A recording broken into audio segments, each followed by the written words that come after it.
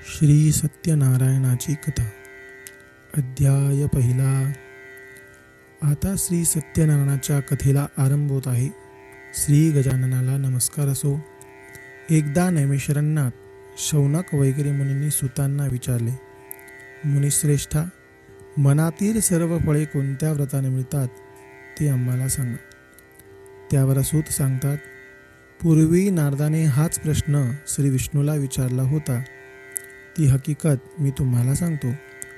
एकदा नारद मुनी पृथ्वीवर हिंडत असता तेथे अनंत जन्म घेऊन सर्वजण खूप दुःख भोगीत आहेत असे त्यांना दिसले। तेव्हा ते लगेच वैकुंठात विष्णूकडे गेले। तेथे त्यांनी विष्णूंची स्तुती करून त्यांना प्रसन्न करून घेतले। नंतर ते म्हणाले, आपली कृपा असेल तर पृथ्वीवरील सर्व लोकांची दुःख नाहीशी होतील असा काही उपाय मला सांगा। ते ऐकून श्री विष्णू म्हणाले, नारदा, मी तुझ्यावर प्रसन्न आहे। स्वर्गात किंवा मृत्यूलोकात कोणालाही माहीत नसलेले असे पुण्यकारक व्रत मी तुला सांगतो। हे व्रत करणारा सर्व काळ सुख भोगून शेवटी मोक्षपदात जातो। हे व्रत दुःखाचा नाश करणारे असून धन धान्य व सौभाग्य आणि संतती देणारे आहे। याला श्री सत्यनारायणाचे व्रत असे म्हणतात। सूर्यास्तानंतर 2 तासात केव्हा तरी श्री सत्यनारायणाचे पूजन करावे।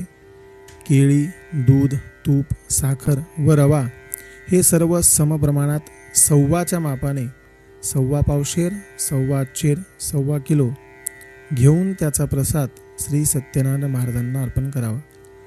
आपले बंधू बांधव, परिवार व मित्र यांच्यासह श्री सत्यनारायणाची कथा ऐकून तीर्थप्रसाद घ्यावा। नंतर सर्वांसह भोजन करावे। श्री सत्यनारायणाची पूजा देवळात अगर पवित्र जागी करावी। हे व्रत केले असता मनुष्याच्या सर्व इच्छा पूर्ण होतात। या कलियुगात सर्व जीवांना दुःख नाशनाचा हाच एक सोपा उपाय आहे। हरे नमः, हरे नमः। श्री स्कंद पुराणातील रेवाखंडातील श्री सत्यनारायण कथेचा पहिला अध्याय येथे समाप्त झाला। श्रीराम जय राम, जय जय राम।